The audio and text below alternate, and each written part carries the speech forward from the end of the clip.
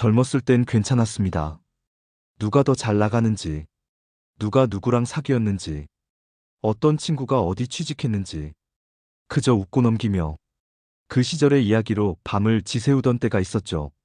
하지만 나이가 들면 그 자리가 달라집니다. 더 이상은 웃어넘기지 못합니다. 나만 왜 이렇게 늙었지? 쟤는 여전히 반짝이는데? 우리 애는 뭐하고 있더라? 마음 깊은 곳에서 스멀스멀 올라오는 감정들이 하루, 이틀, 그리고 몇 날, 며칠을 괴롭히기 시작합니다. 누군가는 그런 자리를 추억이라 부릅니다. 하지만 어떤 사람에겐 그 자리는 비교의 지옥이고 무너진 자존감이 낱낱이 드러나는 감정의 전시장입니다. 젊은 시절엔 웃으면서 받아넘겼던 말들이 지금은 칼처럼 꽂힙니다. 살 많이 쪘네. 아직도 그 동네 살아? 애는 대학 어디 갔어? 요즘 뭐하며 지내? 그 말 하나하나가 지금의 내 삶을 흔들어 놓습니다. 그 자리에서 괜찮은 척 웃었던 내가 집에 돌아오는 택시 안에서 괜히 창밖을 보며 말없이 한숨 쉬게 되고 식탁 앞에 앉아 멍하니 커피잔만 바라보게 됩니다. 괜히 나갔다 싶습니다. 하지만 모든 사람이 그런 건 아닙니다. 어떤 사람은 잘 웃고, 어떤 사람은 무덤덤하게 넘기고, 어떤 사람은 되레 그 자리에서 에너지를 얻기도 합니다. 그 차이는 어디서 오는 걸까요? 오늘 이 시간에는 노후에 동창회 나가면 꼭 후회하는 사람들의 7가지 특징을 이야기하려고 합니다. 이건 단순한 성격 문제나 개인의 기질 이야기가 아닙니다. 노후라는 생애 시기 자체가 가진 특성과 무게, 그리고 우리가 미처 준비하지 못한 마음의 허점에 관한 이야기입니다. 혹시 지금 당신에게도 초대장이 도착했나요? 오랜만에 얼굴 보자는 그 연락, 반가웠던 그 이름들, 그 시절로 잠깐 돌아가 보고 싶은 유혹. 그렇다면 이 영상을 끝까지 들어보시길 권합니다. 그 자리에 가도 괜찮을지, 아니면 그 시간을 나를 위해 남겨둘지, 오늘 그 판단을 내릴 수 있는 확실한 기준을 드리겠습니다. 1장. 자존감 회복을 못한 사람. 한때는 누구보다도 인정받던 사람이었습니다. 회사에서, 사회에서, 가정에서 누군가의 상사였고, 누군가의 아버지였고, 누군가의 남편이자 아내였습니다. 그런데 퇴직 후 그 모든 타이틀이 하나씩 사라졌습니다. 명함도 더 이상 없고, 누군가에게 전화가 오지도 않고, 아침에 일어났을 때 갈 곳도 기다리는 사람도 없습니다. 그렇게 조용히 사라져버린 하루하루 속에서 내가 누구였는지를 잊어가기 시작합니다. 문제는 그 상실된 자존감을 회복하지 못한 채 동창회 자리에 나가는 겁니다. 그곳에는 여전히 자리를 지키고 있는 사람도 있고, 성공했다고 여겨지는 삶을 살고 있는 친구들도 있습니다. 그리고 그 사이에서 나는 조용히 작아집니다. 나는 지금 뭐하고 있나? 쟤는 여전히 잘 나가는데 나는 왜 이렇게 초라해졌지? 그 순간부터 동창회는 그저 웃고 떠드는 자리가 아니라 나의 현재와 과거를 잔인하게 비교하는 무대가 되어버립니다. 누군가는 무심코 던진 말이 나에게는 한참을 꿰뚫는 칼이 됩니다. 그래도 너 예전엔 잘 나갔잖아. 그 말이 칭찬처럼 들리지 않습니다. 지금은 아니지만이라는 말이 생략된 것 같아서요. 자존감이 회복되지 않은 상태에서 마주하는 동창회는 결국 나를 더 망가뜨립니다. 이미 낮아져 있던 자존감이 더 밑바닥을 향해 떨어지기 시작합니다. 그 자리에선 웃으며 나왔지만 집에 돌아와 옷을 벗을 때 그날의 말들이, 시선들이 마음속에 무겁게 쌓여 있음을 느낍니다. 노후의 자존감은 다른 누구도 채워줄 수 없습니다. 퇴직 후의 나는 이전의 직함 있는 나와는 다릅니다. 이제는 타인의 평가가 아니라 내 스스로를 받아들이는 힘이 필요합니다. 그 힘이 회복되지 않은 상태라면 동창회는 추억의 자리가 아닌 비교와 상처의 자리가 됩니다. 나는 지금 이대로도 괜찮다는 확신이 없으면 그 자리는 나를 무너뜨리는 시작이 될 수 있습니다. 2장. 자식의 인생을 내 인생처럼 생각한 사람. 언제부턴가 내 이야기를 하지 않게 되었습니다. 나는 그냥 그렇고 우리 애는 말이야. 대화는 항상 그렇게 시작되었고 그렇게 끝났습니다. 나의 삶은 조용히 뒤로 빠지고 자식의 성취와 실패, 그 아이의 진로와 결혼, 그 모든 것이 내 인생의 중심이 되었습니다. 그런데 동창회에 나가면 그 사실이 잔인할 정도로 드러납니다. 우리 딸은 이번에 대기업 들어갔어. 아들 이번에 미국으로 유학 갔어. 사위가 의사라, 뭐 걱정 없지. 웃으며 들었습니다. 고개도 끄덕였습니다. 그런데 마음속은 점점 좁아졌습니다. 우리 애는 아직도 취직 준비 중인데 나는 그 정도 못 해줬는데 그 아이는 왜 이렇게 나랑 닮아서 힘든 걸까? 누군가는 자식의 성공을 자기의 성공처럼 자랑했고 나는 내 자식의 현재를 내 인생의 성적표처럼 바라보게 되었습니다. 이 자리에서 나는 내 자식의 현황에 따라 나의 가치를 판단받는 느낌을 받았습니다. 노후가 되면 자식에게 기대고 싶은 마음이 생깁니다. 그 마음이 잘못된 건 아닙니다. 하지만 그 기대만으로 살아왔다면 동창회는 그 기대가 흔들리는 자리일 수 있습니다. 자식은 내 인생의 전부가 아닙니다. 그 아이의 성공이나 실패는 나의 가치와는 별개여야 합니다. 하지만 자식에게 모든 걸 걸고 살아온 사람은 동창회에서 반드시 후회하게 됩니다. 누군가의 자랑은 상처가 되고 내 아이는 더 부족해 보이고 나는 더 작아지게 됩니다. 자식은 내 삶의 일부일 뿐 내 인생의 증명서가 되어선 안 됩니다. 내가 살아온 시간, 내가 만들어 온 가치, 그 자체로 충분해야만 동창회에서 흔들리지 않을 수 있습니다. 그래야 그 어떤 자식 자랑도 내 마음을 흔들 수 없습니다. 3장. 노후 준비가 부족한 사람. 누군가는 말합니다. 사는 게 다 비슷비슷하지 뭐. 하지만 그 말은 여유 있는 사람만이 할 수 있는 말입니다. 노후의 여유란 단지 돈의 많고 적음이 아닙니다. 마음의 여유, 몸의 여유, 그리고 사람과의 거리를 조절할 줄 아는 감정의 여유입니다. 그런데 그 준비가 되어 있지 않은 사람은 동창회 같은 자리에서 가장 먼저 무너집니다. 한 사람은 최근에 제주도에 별장 하나 마련했다고, 다른 한 사람은 손주가 해외에 나가 있다는 자랑을 늘어놓습니다. 또 다른 친구는 말합니다. 뭐, 이제는 취미 생활하면서 소소하게 살아. 월세 나오는 게 있으니까. 그 말을 듣고 고개를 끄덕이지만 마음속은 점점 내려앉습니다. 나는 지금도 월세 내느라 허덕이는데, 나는 하루 벌어 하루 사는데, 병원비 때문에 적금도 깼는데, 동창회라는 자리는 누가 강요하지 않아도 자연스럽게 삶의 수준이 드러나는 곳입니다. 말투, 옷차림, 이야기의 주제, 그리고 표정 속에 그 사람의 지금이 묻어납니다. 노후 준비가 안 된 사람에게는 그 모든 것들이 칼날처럼 다가옵니다. 돈이 없어도 괜찮습니다. 건강이 조금 부족해도 괜찮습니다. 하지만 문제는 그 부족함을 드러낼 수 없는 자리에서 억지로 웃어야 한다는 사실입니다. 남들은 웃고 있지만 나는 견디고 있는 겁니다. 노후란 더 이상 허세로 버틸 수 있는 시기가 아닙니다. 있는 그대로를 받아들이고 스스로를 위로할 수 있을 때 비로소 관계 속에서 상처받지 않을 수 있습니다. 노후 준비는 통장 잔고만이 아닙니다. 나를 위할 시간, 나를 돌볼 체력, 나를 지킬 관계, 그리고 나의 부족함을 스스로 이해하고 안아줄 수 있는 마음. 그게 준비되지 않았다면 동창회는 추억의 시간이 아니라 현실의 무게를 더하는 자리가 됩니다. 4장. 젊은 시절에만 머물러 있는 사람. 그 시절엔 참 괜찮았습니다. 운동도 잘했고, 공부도 나쁘지 않았고, 반장도 해보고 어느 모임이든 중심에 있던 사람이었습니다. 그때 내 이름을 모르는 사람이 없었고, 내가 지나가면 누군가는 고개를 돌려봤고, 내가 던지는 농담에 모두가 웃었습니다. 그 기억이 어느 순간부터 내 자존감의 전부가 되었습니다. 지금은 직함도 없고, 내 이야기를 들어주는 사람도 적고, 조용히 하루를 보내는 시간이 많아졌습니다. 하지만 마음 한편에는 그때의 내가 진짜 나였다는 생각이 남아 있습니다.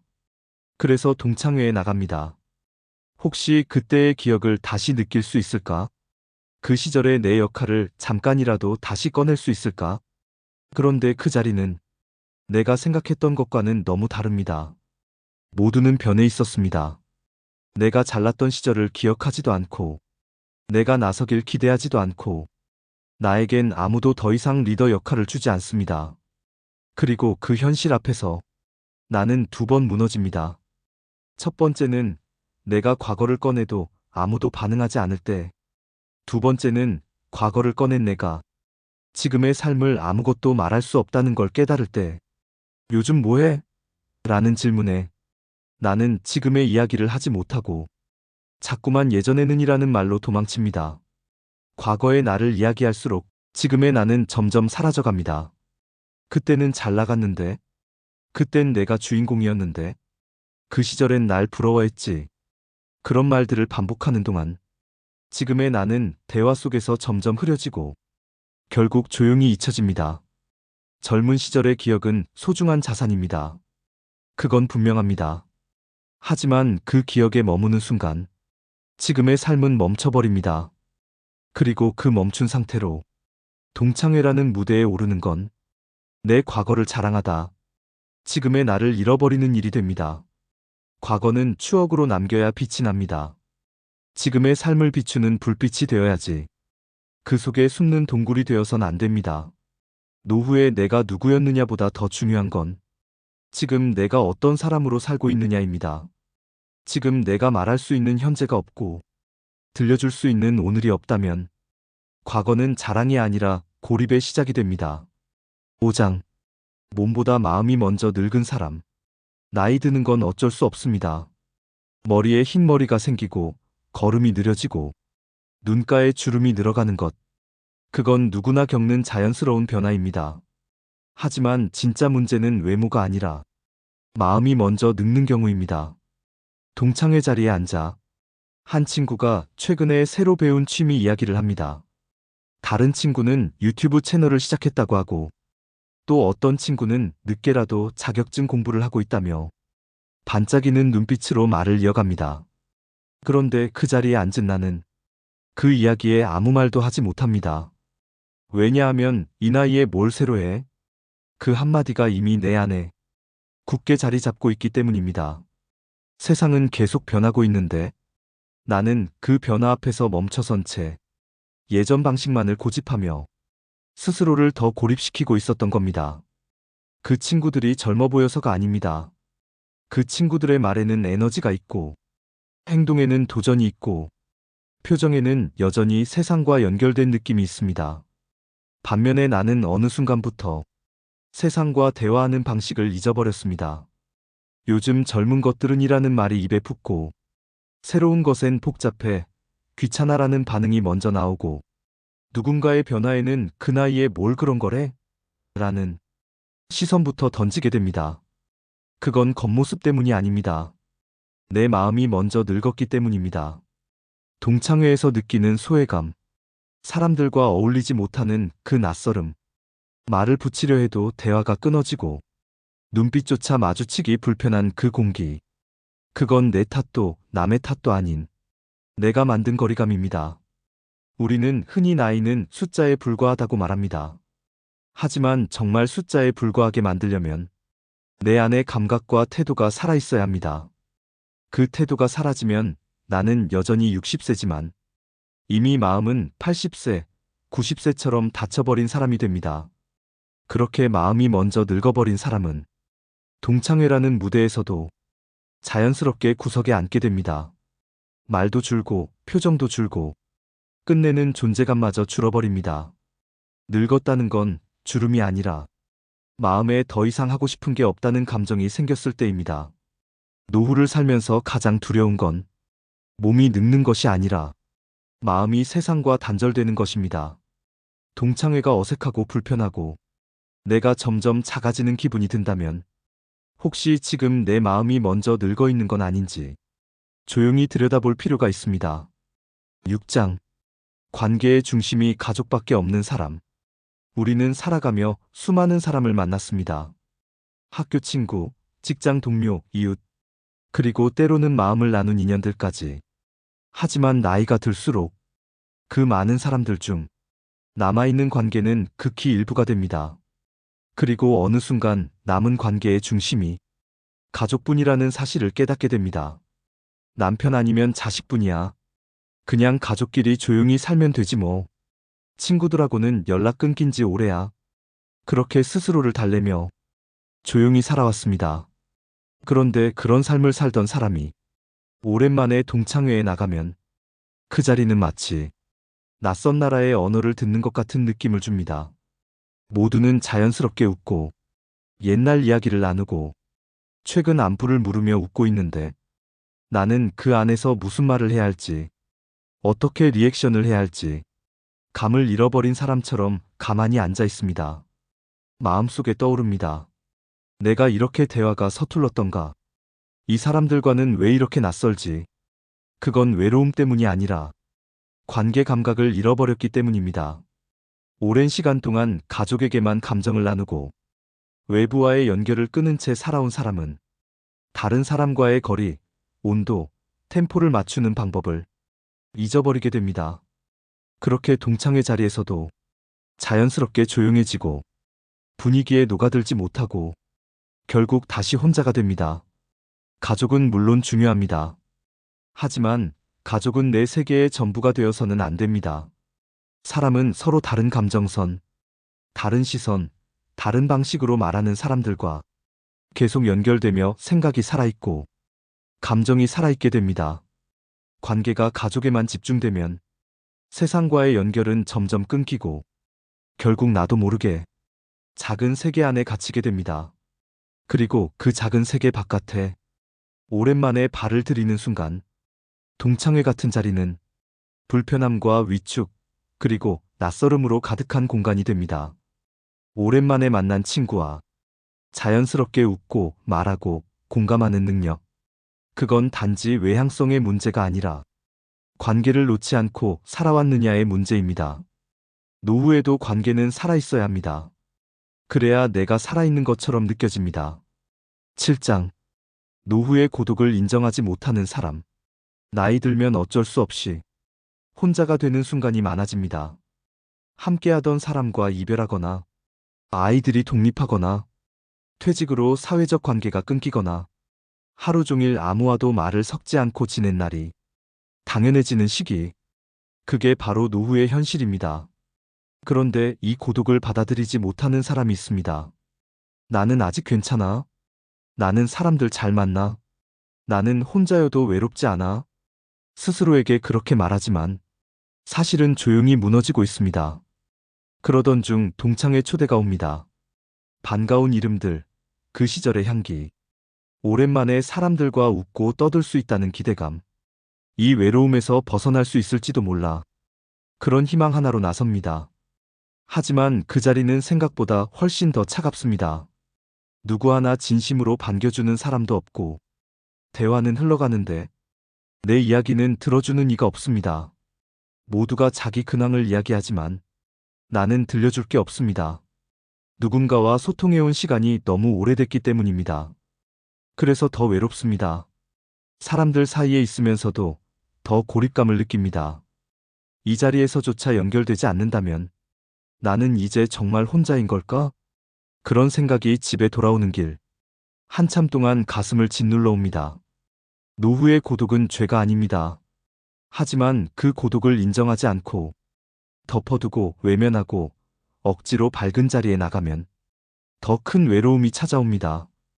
고독은 도망쳐야 할 것이 아니라 마주하고 이해해야 할 감정입니다. 나는 지금 혼자구나. 그걸 인정할 수 있을 때 비로소 내 삶의 리듬도 관계도 다시 만들어질 수 있습니다. 고독을 무시한 채 나간 동창회는 오히려 그 감정을 더 들춰내고 나는 혼자다라는 낙인을 마음 깊이 새깁니다. 진짜 문제는 혼자인 게 아닙니다. 혼자인 자신을 인정하지 못하고 억지로 누군가 속에 끼어보려는 그 허기진 마음입니다. 그 마음이 가는 자리는 언제나 상처로 돌아옵니다. 한 사람 한 사람, 오랜만에 만난 얼굴들을 떠올리며 그 시절의 웃음과 눈빛을 되새기게 됩니다. 누군가는 여전히 밝고, 누군가는 조금 낯설고, 어떤 친구는 너무 많이 변해버려서 그 이름을 다시 떠올리는데 시간이 걸리기도 했습니다. 그렇게 다시 만난 동창회. 그 자리에서 우리는 웃기도 하고, 침묵하기도 하고, 가끔은 겉으로 웃으며 속으로 울기도 했습니다. 그리고 집으로 돌아오는 길. 무엇보다 깊이 남는 건 함께한 사람보다 그 자리에서 마주한 지금의 나였습니다. 내가 나를 어떻게 느끼고 있는지, 내 삶이 어디쯤 와 있는지, 그리고 그동안 얼마나 스스로를 외면하고 살아왔는지. 오늘 함께 돌아본 노후에 동창회 나가면 후회하는 사람들의 7가지 특징은 그저 남의 이야기가 아닐지도 모릅니다. 퇴직 후 자존감을 회복하지 못한 사람, 자녀의 삶에 내 전부를 걸고 살아온 사람, 경제적 정서적 노후 준비가 부족한 사람, 젊은 시절 영광에 여전히 머물러 있는 사람, 마음이 먼저 닫혀버린 사람, 오직 가족만으로 외부와 단절된 삶을 살아온 사람, 그리고 혼자라는 현실을 인정하지 못하고 외로움을 덮으려 동창회에 나선 사람. 이런 마음의 틈을 안고 있는 사람은 그 자리에서 쉽게 웃지 못합니다. 그리고 그 자리는 그저 옛 친구를 만나는 시간이 아닌 나의 불안, 공허, 상처를 마주하는 시간이 되어버립니다. 동창회가 나쁜 게 아닙니다. 다만 그 자리에 나가기 전에 내가 지금 어떤 마음으로 살아가고 있는지 한번 돌아보아야 한다는 뜻입니다. 누구보다 나를 사랑하지 못한 사람은 어떤 자리에서도 쉽게 흔들립니다. 누구보다 내 삶을 이해하지 못한 사람은 다른 사람의 말 한마디에도 상처받기 쉽습니다. 그래서 동창회보다 먼저 만나야 할 사람이 있습니다. 그건 바로 지금 이 순간을 살아가고 있는 나 자신입니다. 과거는 소중합니다. 하지만 지금 내 삶을 지우면서 과거를 끌어올릴 필요는 없습니다. 웃고 싶다면 먼저 내 현재가 괜찮아야 하고, 사람들과 어울리고 싶다면 먼저 나와의 관계가 회복되어 있어야 합니다. 지금 내가 누구인지, 무엇을 하고 있는지, 어떤 감정을 느끼고 있는지를 차분히 바라볼 수 있는 사람만이 그 자리에서 웃고 나올 수 있습니다. 동창회 초대장을 받았나요? 그 이름들이 반가우셨나요? 그렇다면 한 번만 더 생각해 보세요. 내가 이 자리를 즐길 수 있는 준비가 되어 있는지, 아니면 그 반가움 속에 숨어 있는 허기와 외로움을 내가 모르고 있는 건 아닌지. 당신이 정말 마주해야 할 사람은 20년 전 친구가 아니라 지금 이 순간 거울 속에 있는 당신일지도 모릅니다. 추억은 아름답지만 지금 내 삶을 무너뜨리면서까지 꺼낼 필요는 없습니다. 이제 선택은 당신의 몫입니다. 그 자리에 나갈지 말지, 그 자리를 어떻게 받아들일지, 그리고 내 삶의 중심을 어디에 둘지. 부디 잊지 마세요. 당신이 지켜야 할 건 과거의 이름이 아니라 지금 이 순간을 살아가는 지금의 당신 자신입니다. 영상이 마음에 드셨다면 좋아요, 구독 부탁드립니다. 당신의 응원이 영상 제작에 큰 힘이 됩니다. 감사합니다.